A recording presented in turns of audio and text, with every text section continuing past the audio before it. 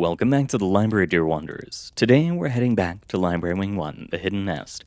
Back to the first Oak's shelf, where we'll pick up the first work we see. This time, it was brought to the library by Otter Eggs, and appears to be their only work. Let's get right into it. The Family and the Home. After 200 years of living, one gets lonely. It is to be expected, of course. Life moves on, even if you yourself do not. It's a sorrowful type of loneliness, seeping into your bones and your skin. It follows you everywhere like a bad opinion. Now, there aren't many ways to lift and throw away this metaphorical rock on your back. However, finding a family may just be your solution. In the eyes of many, family and the home is simply a social situation brought on by blood and ancestry. However, this is often not the case. Think even for a moment about the individuals you welcome into your home, human or otherwise. Are they not your family? Do you not share appreciation and respect for them as well as your familial group? It is quite often the case that yes, you do. Would you feel the same kindredness with someone in your blood family you have never met? It is unlikely you would. Family in of itself is a social group for social animals such as ourselves. It isn't anchored down by shared blood or shared parental figures. Family is a bond created between two or more individuals to assist them in living life in a way that will most help them succeed. For Mr. Michael Hobbs, who found himself in the above predicament, finding a family or a home is much harder than it seems. You see, about 125 years ago, Hobbs lost the majority of his family, both blood and not. It is an unfortunate fact that Hobbs has found himself in a rather awkward situation with his ability to die. Hobbs would like to, as he hopes for an afterlife. The issue is, he simply cannot. It's not as if the man is simply untouchable. He's been hurt many times before. It is that he simply won't die. This unfortunate fact has allowed for Hobbs to succeed, but has also limited his ability to make friends or family. He'd traveled far and wide, from Mars to Jupiter, from the deepest jungles of an Earth-like planet, YTR-3, to the strangely calm ice planet of TAR-6. Hobbs has yet to find himself a family, and a friend that didn't leave or die. His restlessness had found him back on Earth after about 50 years of traveling known space. Earth was a sore spot for the old man. The graves of his children, their children, and so on, had been dug up for the world to advance. It was terrible, really, and such a shock.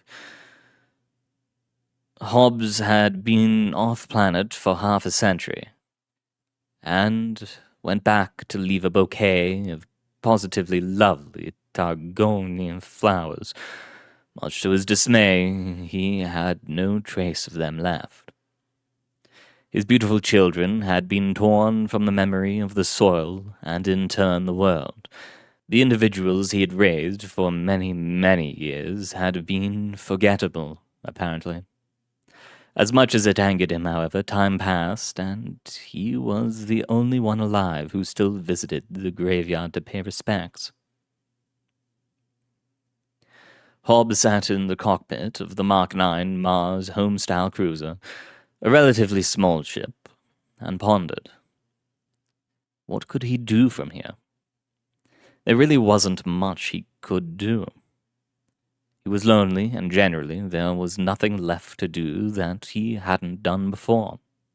Holovision shows never piqued his interest, as the culture that surrounded them was so foreign. He felt completely comfortable in the universe, and that wasn't a good thing. When one enters the vast array of networks that hold the United Galaxies together, they are amazed. The exploration, the beauty, triumphed by no other place known to sentience. Now, however, after navigating the network for so long, the glory had left it, and seemed that after the treacherous waters of space were triumphed, nothing seemed hard anymore. Nothing stole his attention away and made him chase it with wonder anymore. Hobbs stared blankly at the terminal that welcomed people of all different shapes and sizes to Earth. Quite literally, all shapes and sizes. A small spacecraft containing little bean-sized lizards zipped past. Another carried the beautiful Valen creature past in a water-filled ship. One of them winked at him, and his face flushed a deep red. He ducked down, hiding his face. You recognize that villain. Their name was Leaky. It had been a strange visit to their planet, and one that had tested his dedication to his disappointingly dead husband. Hobbs had not entered a romantic relationship with another person besides his husband, who he missed dearly and could never replace. He turned his gaze away from the captivating extraterrestrials. Oh, how he remembered visiting the luxurious Las Vegas of the skies all those years ago. The sights, the smells, the insane gambling that put him out a large chunk of money. It was all quite nice. Truly, the only thing to make it nicer would be if his roommate, who was Leaky, the winking extraterrestrial, understood that he didn't have a romantic interest in anyone besides his very dead husband. Ah, well, that awkward 6 months had created a fairly strong friendship that Hobbs hoped he would get to experience again before Leaky died. He ducked his head up and, with a smile, waved back at his friend. Hobbs then focused on the lanes and lanes of spacecraft ahead of him. He had a job to do here on Earth, a job he dreaded. There was a child that had been discovered, who lacked the ability to die like him. Hobbs tapped at the steering wheel, letting out a sigh.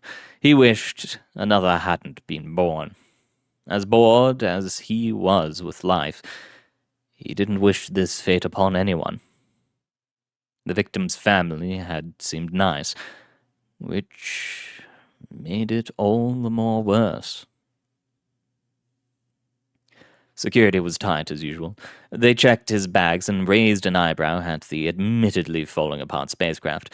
However, through convincing them he was at the planet to get a new one, he was warily allowed to pass through. Much to his honest relief. He had done nothing wrong, but the stinking anxiety made it like performing a tracheometry on yourself in the middle of a crazy party. Not that he had experience doing that. At all. Never. Maybe he wasn't the best influence. He pulled into the docking station and dropped off his ship, selling it to some shady guy with a creepy-ass smile for quite a bit of money. He could buy a new ship and probably pay off the debt he had from buying that planet to recreate a forest from Earth on. A sizable project even for him, but it was well on its way to becoming something great. Hobbs had, maybe, possibly, raided a few conservatories and stolen the materials he needed to do this. Granted, not the most ethical thing. He could practically feel his old friend rolling over in his grave when he did that. But he was dissatisfied with the lack of forests and nature. And the only way to solve it was to put on his big boy pants and utilize both samples from his youth and from stealing them. It was really the only thing Hobbs had left. Hobbs cleared his mind, handing the money to the used spacecraft salesman. It was a decent spacecraft for the amount of money he'd given the lady. He ran his hand over the hull. This would have enough space for his junk, which had accumulated and accumulated over the years, unfortunately, and the kid stuff. What would the kid want? Was there video? Wait, no. Holo games? Was that the term? He wasn't sure. Maybe he was going senile, but that didn't matter. He was going to buy a whole bunch of shit for this kid. Might as well make him comfortable. So he raided multiple stores in an effort to get stuff that the kid would like. Which wasn't an actual raid, but awkwardly asking what kids did for fun and buying whatever they said. Apparently, 5D VR was a thing, and absolutely terrifying. He may have embarrassed himself in the large department store and left with a bright red face akin to a warble fruit, which was bright red and incredibly tasty. Hobbs was red, not tasty, unless one was a cannibal. Fortunately, Hobbs had never met her. He was rambling again. Oh dear, he definitely shouldn't ramble around the kid. That might make him uncomfortable, and Hobbs didn't want that. After a bonanza of shopping, Hobbs dropped the large amount of bags off at his spacecraft and went to take a shuttle down to Earth, which, unlike the movies, was quite slow and much like a train. He spent the time attempting to sleep. Because, hey, you couldn't exactly sleep while piloting a spacecraft. That'd be like driving a car and sleeping. Granted, cars didn't exist, so people never got his comparison, but whatever. He found himself in that strange in-between of sleep where you can still hear everything, but you can't exactly move for a long while. However, he apparently had fallen asleep because he woke to the sound of what always reminded him of the seatbelt airplane beep. Oh dear, it was time to disembark. Now came the time to embarrass himself in front of a child he would care for presumably the rest of eternity.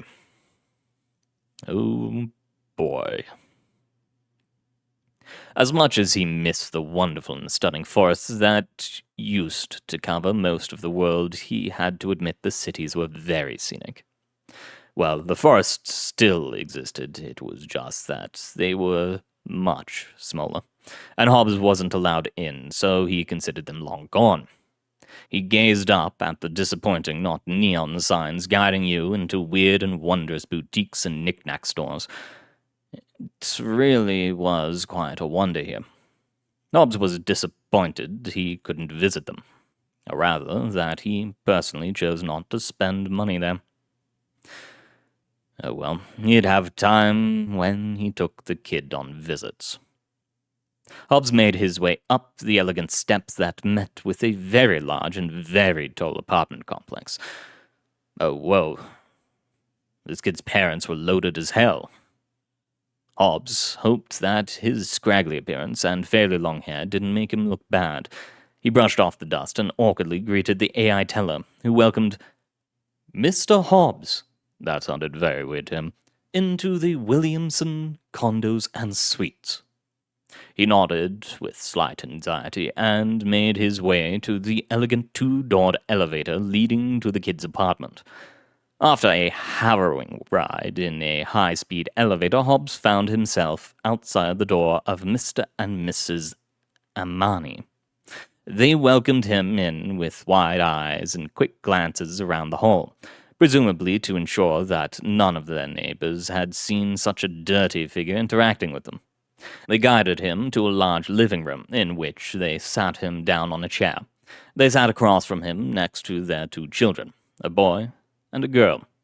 Hobbs smiled politely, attempting to look less menacing and more like Gandalf or something. He didn't know. He just wanted to look kind. They had apparently found out Thrasus was affected by this disease. Could it be called that?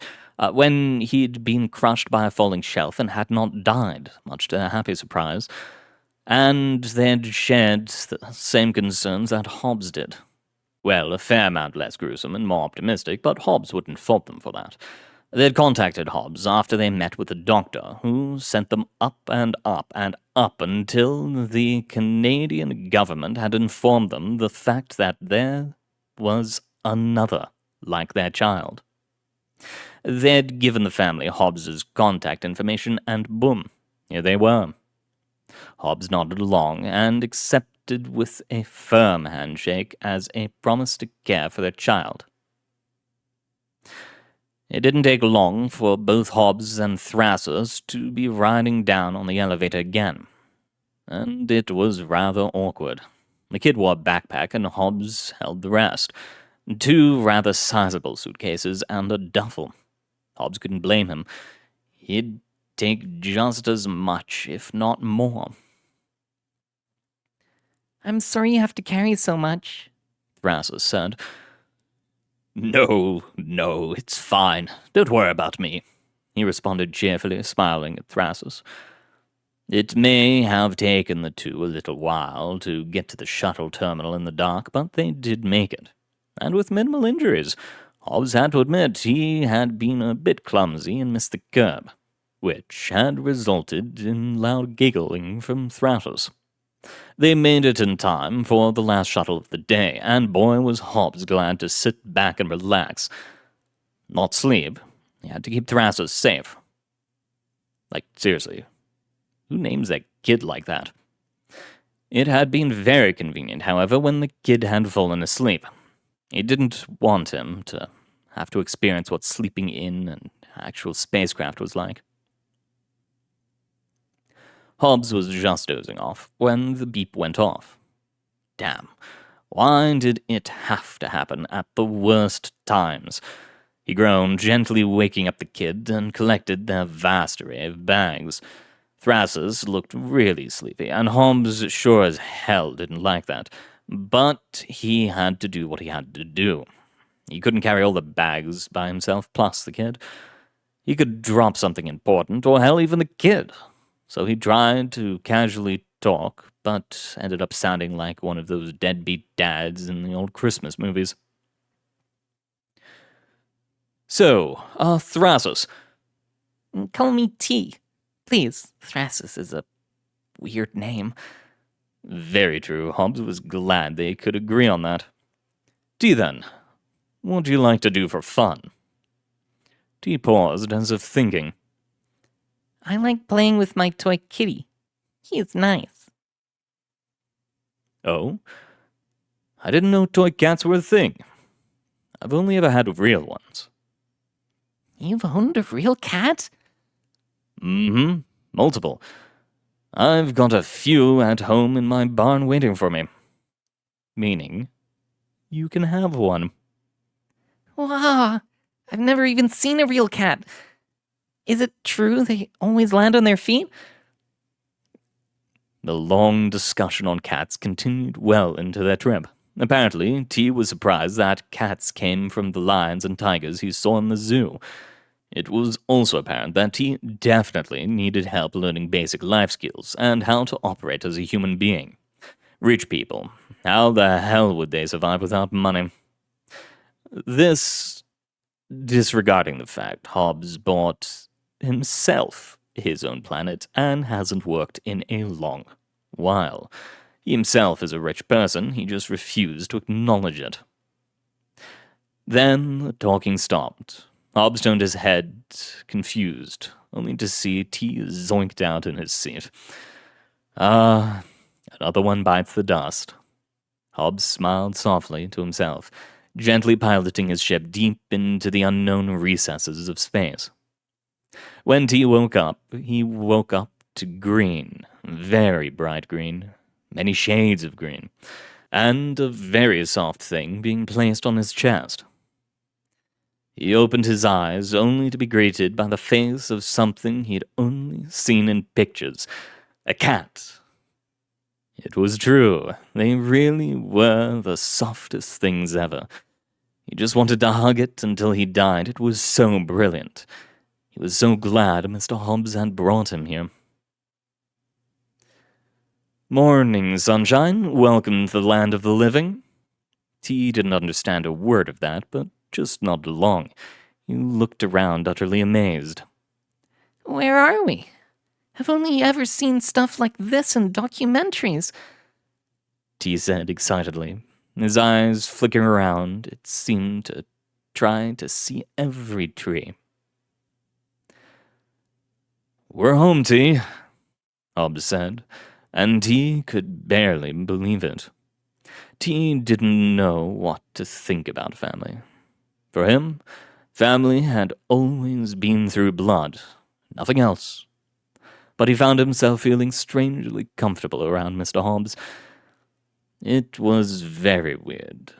He didn't even feel this comfortable around his own parents.